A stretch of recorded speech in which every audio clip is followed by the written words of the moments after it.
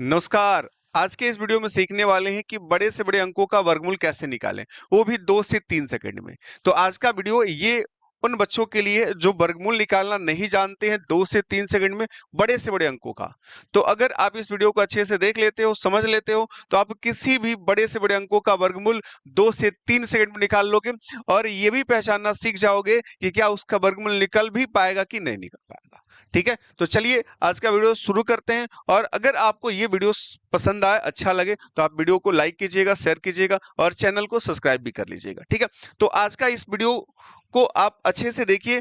और ये जो वीडियो है, अगर एक बार में ना समझ में आए और समझ में आने के बाद भी भूल गया हो तो फिर दोबारा भी देख लीजिए। लगातार 2 से 3 बार अगर इस वीडियो को देखते हो तो बड़े से बड़े अंकों का वर्गमूल 2 से 3 सेकंड में निकालना आप सीख जाओगे। ठीक है, तो चलिए हम इस वर्गमूल को निकालने से पहले यहाँ पे देखते हैं कि 1 से लेके 10 तक के जो संख्याएं होती हैं उनका वर्ग करते हैं तो उनकी इकाई के स्थान पे क्या आता है। ठीक है, उसी के माध्यम से इसका वर्गमूल निकालेंगे, या आप जिस संख्या का चाहो उसका वर्गमूल निकाल सकते हो। ठीक है, तो 1 का जब वर्ग करोगे तो 1 आएगा, 2 का वर्ग 4, 3 का वर्ग 9, 4 का वर्ग 16। ठीक है, और 5 का वर्ग 25, 6 का वर्ग 36, 7 का वर्ग 49, 8 का वर्ग 64, 9 का वर्ग 81 और 10 का वर्ग क्या आया? 100 आया।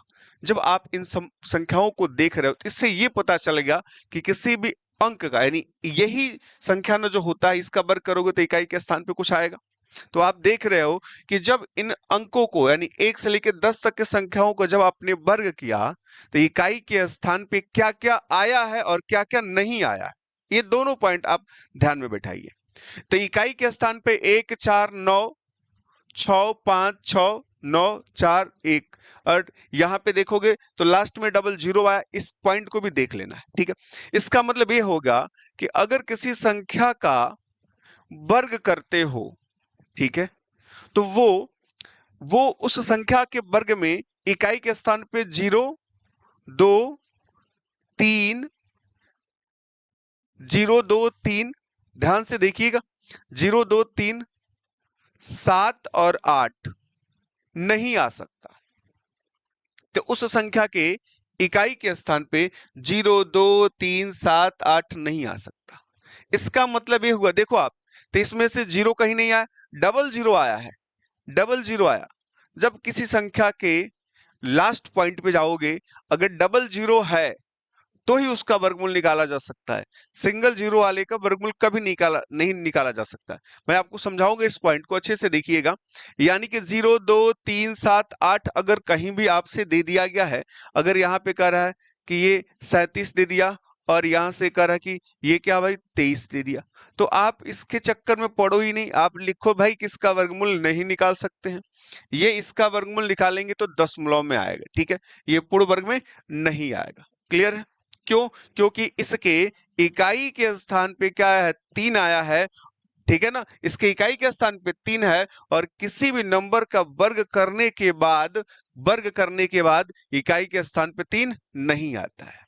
और वर्ग कर रहे हो और इकाई के स्थान पे जो नंबर मिल रहा है वो अगर इकाई के स्थान पे है तो उसका वर्गमूल निकाला जा सकता है, अन्यथा नहीं निकाला जा सकता है। यानी कि अगर इकाई के स्थान पे 0 2 3 7 8 में से कोई एक अंक दे दिया है तो आप वहां पे लिखोगे कि उसका वर्गमूल नहीं निकाला जाएगा। अगर निकाला जाएगा तो क्या होगा? पूर्ण वर्ग में ना होके दशमलव में आएगा। ठीक है, अब चलो, यहां तक बातें समझ में आई।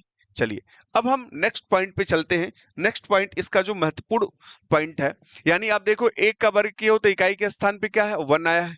उसी तरीके से जब आप 9 का वर्ग किए हो तो इकाई के स्थान पे 9 आया, 1 आया है। 1 के वर्ग में इकाई के स्थान पे 1, 9 के वर्ग में भी इकाई के स्थान पे 1, यानी इन दोनों को आप देख लो एक जैसा होता है।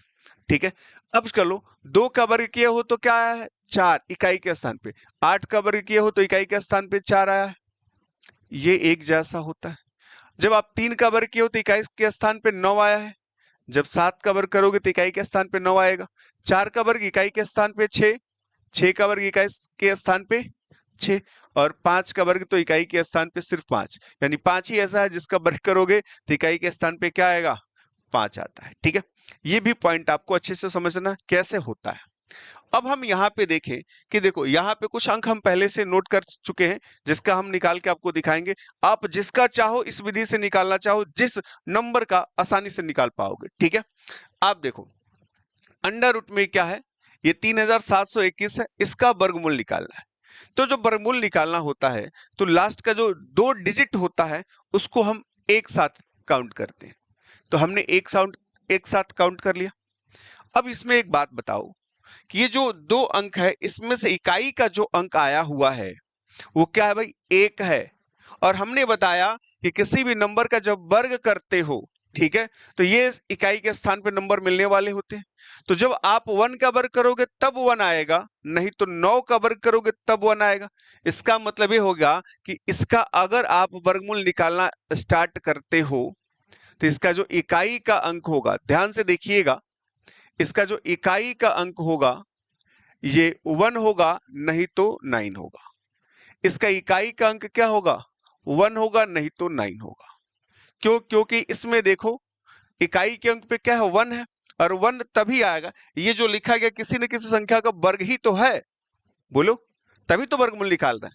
तो इसका मतलब इसका इकाई का अंक क्या होगा, 1 या 9 में से कोई एक होगा। फिक्स हो जाएगा कि क्या होगा, ये आपको डाउट में नहीं डालेंगे हम कि ये होगा कि ये होगा, लेकिन लास्ट तक देखोगे तब समझ में आएगा। हम समझा रहे हैं तो टाइम तो लगेगा, ठीक है।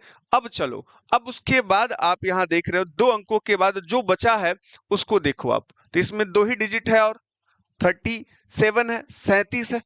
अब देखो कि 37 किसी संख्या का वर्ग है कि नहीं, तो आप कहोगे भाई 37 तो एक किसी संख्या का वर्ग नहीं है। तो हम क्या करेंगे, जिस संख्या के इर्द गिर्द आता है उन दोनों संख्याओं को लिखे। जैसे आप 36 का वर्ग करके देखो, 37 मतलब क्या हो गया, यानी कि 6 का वर्ग करके देखो, तो 6 का वर्ग होता है 36, ठीक है। तो 36 से ज्यादा है तो आप इसके आगे वाला नंबर लो 7, फिर 7 का वर्ग करोगे तो ये हो जाएगा 49। बात समझ में आ रही? इसका मतलब जो 37 है वो 36 और 49 के बीच ही कहीं आएगा। क्लियर है बात? अब देखो, अब इन दोनों के बीच आएगा, जब बीच आएगा ये क्लियर हो गया कि इन दोनों नंबर यानी कि 36 और 49 के बीच आएगा, तब क्या करोगे, इन 6 और 7 का गुणा करोगे, तो 7 छक्के क्या होता है 42। ये 6 और 7 दोनों का आपने गुणा किया तो क्या मिला, 7 छक्के 42। और जब 7 छक्के 42 मिला है, जो ये अंक मिल रहा है, अब देखना है यहाँ पे जो 37 है, 37 42 से छोटा है कि बड़ा है। तो भाई कहोगे कि 37 क्या है, 42 से छोटा है, यानी यहां जो नंबर मिला है इससे ये छोटा है। जब इससे ये छोटा है तो ये डिसाइड कर दिया कि यहाँ पे आने वाला जो अंक होगा इकाई के स्थान पे 1 और 9 में से छोटा अंक लेना है। अगर इन दोनों का गुणा किए हो, अगर 42 आया है और 42 से बड़ा कोई संख्या यहाँ पे होता, जैसे 43 हो गया होता, 44 हो गया होता, इसका मतलब इकाई के स्थान पे आपका 1 नहीं होगा, बड़ा वाला अंक लेना है। बात समझ भाई? तो क्लियर हो गया, यानी अब इकाई का स्थान तो क्लियर हो गया भाई कि इकाई के स्थान पे हमारा क्या होगा। अब देख रहे हो 42 आया है और 42 से छोटा है, तो इकाई के स्थान पे हमारा क्या होगा, छोटा वाला नंबर। छोटा वाला नंबर का मतलब 1 आएगा, इकाई के स्थान पे क्या होगा, 1 आएगा। क्लियर है भाई? ठीक है। अब चलो, यहां तक क्लियर है, किसी को कोई डाउट तो नहीं है? अब वहां के बाद अब यहां से क्या करोगे, हमेशा इसमें देखेंगे तो इसमें छोटा वाला अंक लेते हैं, तो छोटा वाला अंक लेंगे तो इसका पहला यहाँ पे देख रहे हो कि किसका 36 जो है छोटा है इन दोनों में से, तो छोटा वाला हमने लिया, तो यहाँ पे क्या है 6, तो ये हो जाएगा 61। यानी 61 का जब आप वर्ग करोगे तो ये होगा 3721। बात समझ में आ रही है? क्लियर है? चलो आगे वाले पॉइंट पे चलते हैं। इसका आप देखो, अब इसका देखो, हमने 2 अंक ले लिया, ठीक है। इन दोनों अंकों में आप देख रहे हो इकाई का अंक क्या है, 1 है। इकाई का अंक 1 कब आएगा, जब आप 1 का वर्ग करोगे तब आएगा, नहीं तो 9 का वर्ग करोगे तो आएगा। तो यहाँ पे इकाई का अंक में फिर पता चला 1 या 9, ठीक है। और अब आप चेक करोगे कि 1 और 9 में से क्या होगा, वो उसके लिए उसके 2 आगे वाले अंक ले लो। तो आगे का अंक आप देख रहे हो कि 24 है, तो 24 क्या भाई किसी अंक का पूर्ण वर्ग है क्या? तो अब देखोगे यहाँ पे अगर आप करते हो 4 का वर्ग करोगे तो 4 चौका क्या मिलेगा 16। अब इसके जस्ट आगे जाओ 5, तो 5 का वर्ग करोगे तो ये 25 मिलेगा। बात समझ में आ रही? 4 का वर्ग 16, 5 का वर्ग क्या हुआ 25। अब यहाँ पे जो 24 आया है 16 और 25 के मध्य ही तो है, जब मध्य है तो क्या करोगे, इन दोनों का गुणा करो, तो ये हो जाएगा 5 चौका 20। जो 20 है वो 24 से क्या है, छोटा है। अब ये वाला बड़ा है, इसका मतलब इसमें से बड़ा वाला अंक लेना है।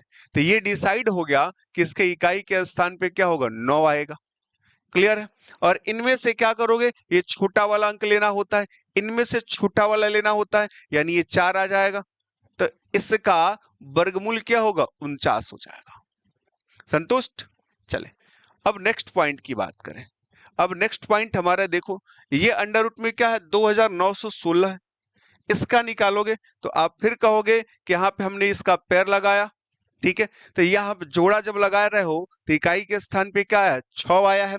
तो आप देखो कि 6 किन किन अंकों के वर्ग में इकाई के स्थान पे आता है। तो कहोगे 4 का जो वर्ग किया आपने तो इकाई के स्थान पे 6 आया। फिर किसका, 6 का वर्ग किया तो इकाई के स्थान पे 6 आया। यानी कि इसमें इकाई के स्थान पे 4 आ सकता है, नहीं तो 6 आ सकता है। बात समझ में आई। अब उनमें उनके बाद आप उसके बाद वाला जो पेयर है, ठीक है, उसके बाद वाला सारा अंक लिया जाता है। यहाँ पे 2-2 अंक बचा है तो 2-2 अंक लेंगे, जहां 3 अंक बचेगा तो 3 अंक ले लेंगे। ये 29 है, तो 29 को चेक करना है भाई। 29 में देखोगे कि नंबर की बात करें, अगर आप 5 का वर्ग करते हो तो 25 आएगा। तो यहाँ पे 5 का आपने वर्ग किया तो क्या मिला, 25। 5 के आगे जब चलोगे तो 6 का वर्ग करोगे तो क्या होगा, 36 आएगा। इसका मतलब जो 29 है 25 और 36 के बीच ही है। जब बीच है तो आप इन दोनों का गुणा कर लो, तो ये 6 पचे क्या मिलेगा, 30 मिलेगा। और जो 30 है ये 29 से क्या है, बड़ा है। यानी ये वाला नंबर क्या है, बड़ा है, और ये वाला नंबर क्या है, छोटा है। जब ये वाला नंबर छोटा है तो इनमें से छोटा अंक लेना है। यानी ये डिसाइड हो गया कि इकाई के स्थान पे क्या होगा, 4 हो जाएगा। श्योर हैं आप। चले अब यहां तक बात समझ में आ गई। तो 4 हो गया, और इन दोनों में से हमेशा छोटा लेना होता है, तो हम क्या ले लेंगे यहाँ पे, 5। ठीक है, तो इसका वर्गमूल क्या हो गया, 54 हो गया। क्लियर है बच्चों। चलो अब यहाँ पे देखो, अब यहाँ पे इसका देखेंगे। अब इसका वर्गमूल आप देखो, इसका वर्गमूल जब आप देख रहे हो तो क्या देखोगे, फिर से पेयर लगाओ, फिर लास्ट का 2 डिजिट लेंगे। ये 29 है, 29 का इकाई का अंक देख रहे हैं तो क्या भाई, 9 है। 9 है तो यहां से पता कर लेंगे कि नहीं तो ये 3 का वर्ग आया है, देखो 9 आया है, यानी कि 3 का वर्ग करोगे तो 9 आएगा। बात समझ में आ गई। अब आप देखोगे 3 का वर्ग किया तो आपने क्या आया, 9 आया। अब नहीं तो क्या करोगे, 7 का वर्ग करोगे तो 9 आएगा। तो इकाई का अंक क्या हो सकता है, इनमें 3 हो सकता है। ठीक है, 3 तरीका ना, नहीं तो 7 7 49, नहीं तो 7 हो सकता है। इन दोनों में से कोई आएगा। ठीक है, अब उसके आगे आप देख रहे हो, उसके आगे ये 3 डिजिट बना, 151 है। अब 151 है तो भाई अब ऐसा कोई नंबर ढूंढो जिसका वर्ग 151 के आसपास पहुंचता हो। ठीक है, बात समझ में आ रही है। तो आप कहोगे कि हम 12 ले लिए, 12 का वर्ग करोगे तो 144 आ जाएगा। इसके जस्ट आगे वाला नंबर ले लो, 13। 13 का वर्ग करोगे तो क्या होगा, 169 आ जाएगा। इसका मतलब 151 जो है 144 और 169 के बीच ही तो है। जब बीच है तो आप इन दोनों का गुणा करो, तो 12 3 36 के 6 हो जाएगा, 3 हासिल, 12 का 12 3 15, 156 आएगा। बात समझ में आई। 100 जो 56 है 151 से क्या है, बड़ा है। यानी ये वाला नंबर जो आया ये छोटा है, इसका मतलब इन दोनों में से छोटा वाला लेना है। तो छोटा वाला लेना है, इसका मतलब क्या हुआ, यहाँ पे इकाई के स्थान पे क्या होगा, 3 आएगा। और इन दोनों में से छोटा वाला लेना होता है, इन दोनों में से छोटा वाला, तो हम ले लेंगे 12। बात समझ में आई। तो अब ये देखो 15,129, 15,129 का जो वर्गमूल है वो क्या, 123 है। बड़े से बड़ी संख्याओं का वर्गमूल आप बहुत आसानी से निकाल पाओगे, लेकिन बस आपको ये ध्यान में रखना है कि जब आप वर्गमूल निकाल रहे हो तो ये जो फॉर्मूला है, ये जो ट्रिक है, आपके माइंड में घूमते रहना चाहिए। ठीक है, एक नंबर मैं आपको दे रहा हूं, अगर आप लोग बताओ तो अच्छा होगा। चलो, अगर आपको सारी बातें समझ में आ रही हैं तो आप यहां से बताइएगा, 1629 का 1629 1629 का वर्गमूल क्या होगा। ठीक है, ये आपके लिए होमवर्क है, ये आप बताइएगा कमेंट करके इसका वर्गमूल क्या होगा। ठीक है,